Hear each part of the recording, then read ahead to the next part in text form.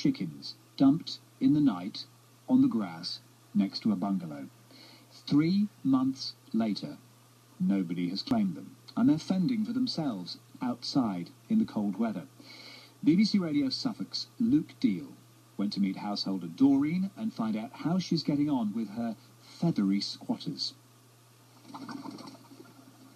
Well, here I am at the end of Park View. It's a little cul-de-sac. We've got snow-covered fields and lawns, and sitting on a concrete post is one of 10 chickens that have taken up residency here in this cul-de-sac at the beginning of the village. And Doreen Hunt, you're not best pleased by these new residents, are you? No, I'm not. I feel sorry for them, and I want somebody to give them a good home. Please. So when did these chickens take up residency in your garden? End of September or the beginning of October. And what did you do about them when they first arrived? Well, I rang the council, they rang the environmental people, I rang the RSPCA, and nobody wanted to know nothing about it. Does that surprise you? Yes, it do. It really do. Have you any idea then who they belong to? Because just the other side of that fence where one of your chickens is sitting up on the concrete post, we've got what looks like a small holding. There's chickens over there. There's a couple of sheep as well. Do they belong to those people No, there? apparently they don't belong to anybody. Well, nobody has owned up that they belong to them. So we presume that they were brought here, that was a Wednesday night, and just abandoned. And you've been in touch with local people that have their own small holding, and no one's come forward? Nobody has come forward at all.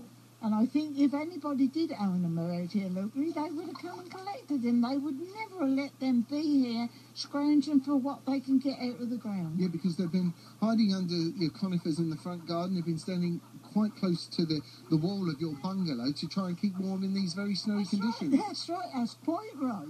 Poor things. And I wonder they weren't frozen stiff last night. Well, you were hoping they would be, weren't you? No, not really. I didn't want... No, not really. No, I didn't want them being like that, please. But they couldn't have been very warm sitting up in one of those trees. Is that where they go at night time then, in the trees? Yeah, in that tree there.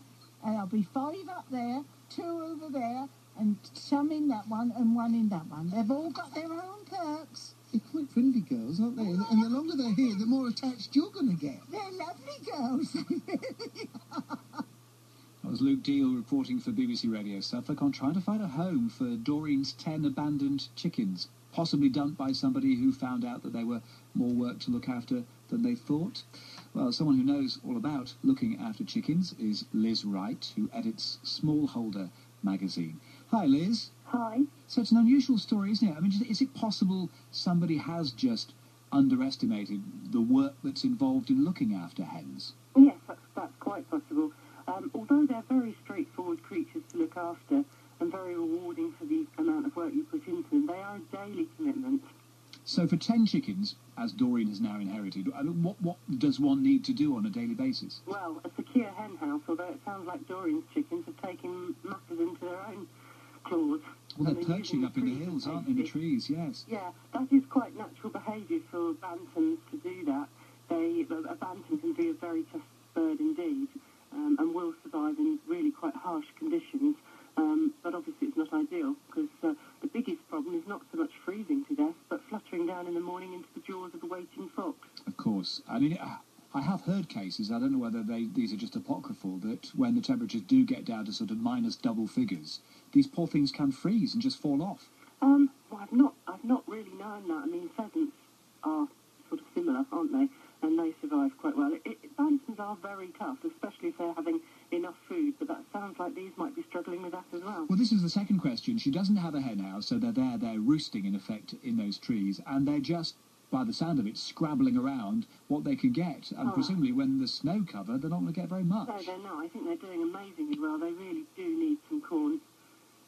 So just go to the farm suppliers and buy corn? Yes, the agricultural merchant, and buy some good quality mixed corn. It is different if you have laying hens or ex-battery hens. You really do need to be feeding a balanced layers ration. But I think these tough little chaps would do really well on some mixed corn or some maize.